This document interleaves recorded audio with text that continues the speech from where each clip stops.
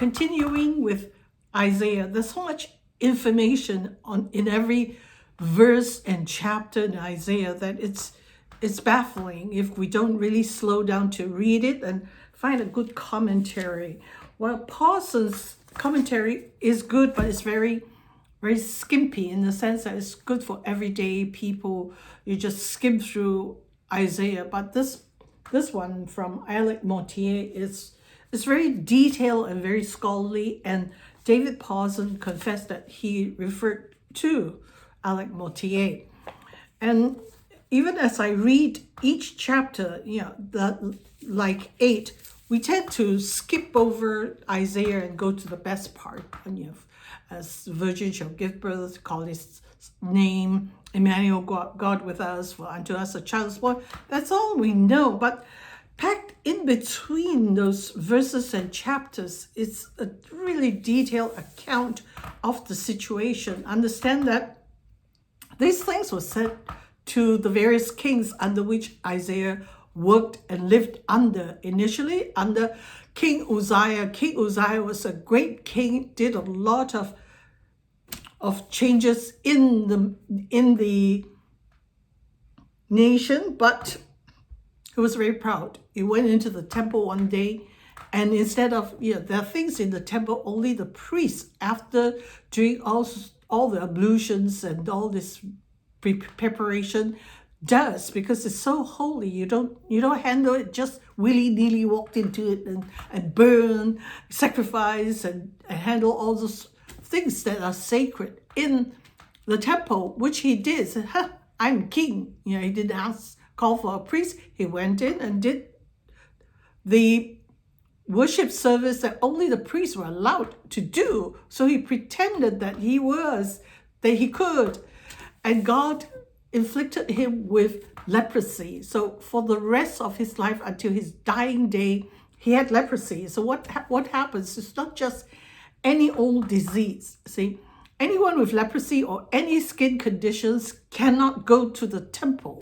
Period. End of story. No matter how you clean yourself and purify yourself, you cannot go to the temple. That's why when in our Lord Jesus' time, the lepers came to him, I want to be healed, Lord.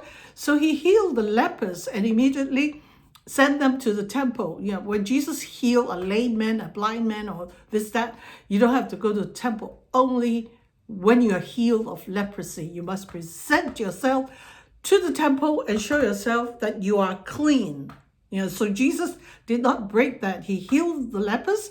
He said, go to the temple, present yourself there. Throughout, if you read the Gospels, he says that. So that is very important. So what's the significance? Uzziah was inflicted with leprosy to his dying day, meaning that he was never clean. He could never approach the temple for temple worship ever again. And that was his punishment. Understand that this is to teach us. We in today's world, because of our Lord Jesus, we think we can play around, fool, and then ask Jesus to forgive us, and we're forgiven and go on our merry way. But not in those days. If God is the same then, today, and forever, he's the same today too. That means we have to take these things seriously, period. Even with our Lord Jesus, we still have to take it seriously. So chapter 6 of Isaiah, the call of the prophet, in the year that Uzziah died, we hear of Isaiah being taken to the presence of the Lord. Now he works under Ahaz. So throughout this period, Ahaz was the king of Judah. Understand that Isaiah was sent to the southern kingdom. Israel was split into two: northern kingdom, which retained the name Israel, the kingdom of Israel. They kept the name with the 10 tribes, and sometimes they're called Ephraim also. When you see Ephraim, Israel, you know that they're interchangeable. It's a northern kingdom with Samaria as its capital. So in the south, Isaiah was the prophet, keeping order with the king. So at this time that we're going through, it's under King Ahaz. And there was the threat of of the Syrian kingdom. The Syrian kingdom was expanding, and they came down from Nineveh, which is northern Iraq, towards the coast. He's already destroyed Aram, and he had already were about to destroy the northern kingdom. So the warning is to the southern kingdom: stay faithful. God will protect you against the enemies, against Assyria. Stay faithful. Look, the northern kingdom is so unfaithful, ungrateful.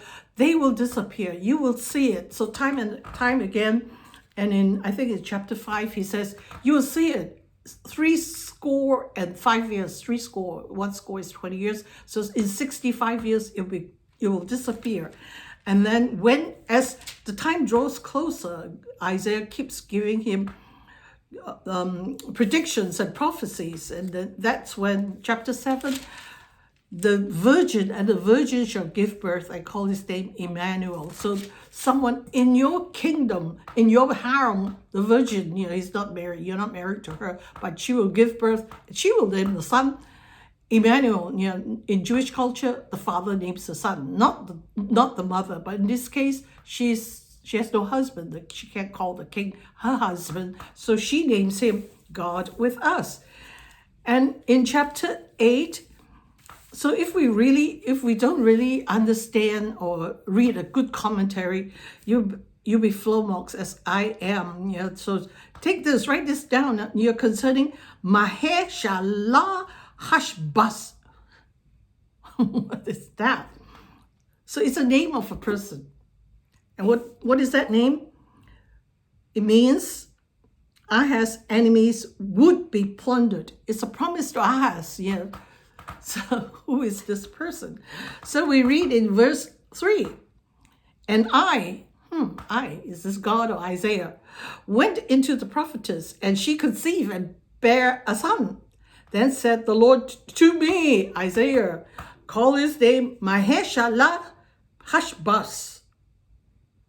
For before the child shall have knowledge to cry, Mama, Papa, the riches of Damascus, that means the kingdom of Aram, and the spoil of Samaria, that means northern kingdom, shall be taken away before the king of Assyria. So the time for the destruction of the kingdom of Aram and the kingdom of Israel was getting closer and closer. So it was not initially 65 years, and then when the child is born, it was closer. And now, who is this? What is it talking about? Who's this prophetess? So the wife of a prophet is a prophetess. So means Isaiah went into the prophetess, that means my wife. They had relations, and she conceived and bore a son. And that son's name, the Lord said, called him Maher-shalal Hashbaz. The plunder, the Ahaz enemies would be plundered. Ahaz's enemies would be plundered. That means the Syrians would be plundered. Okay, before this child, that the second child of Isaiah, before he could even say Mama, Papa, that would be the end of the northern kingdom, really, at this time. Because it says here, verse 6, the people of the north, with Samaria as its capital, the king Rezin is the king then. They refused to the waters of Shiloh that go softly. That means they refuse God.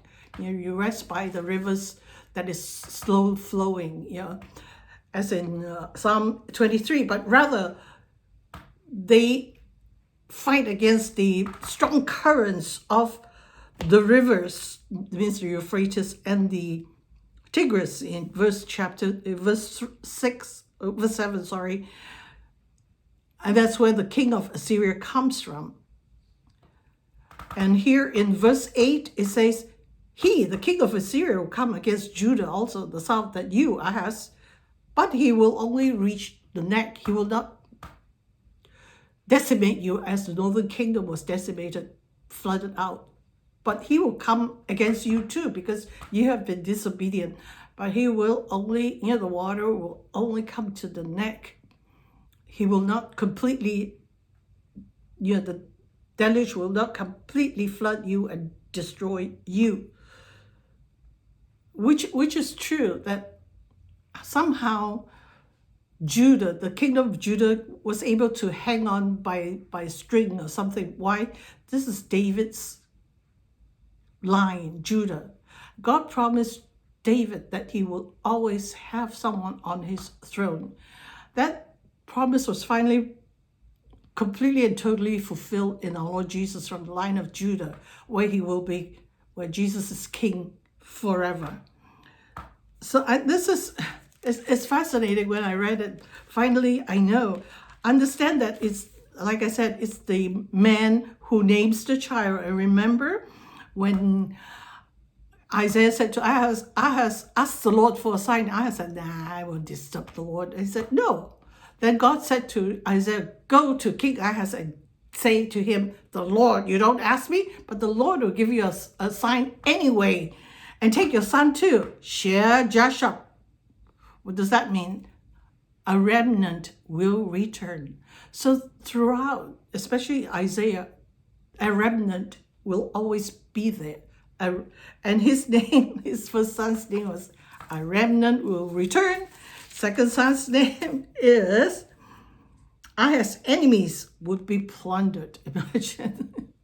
So this was the life of Isaiah, and it's, like I said, it's fascinating, and you won't know it because it's so cryptic unless you know the history, and with a good commentary that can explain to you what it all means. And stay tuned for more, even as I struggle to understand it and then share it with you.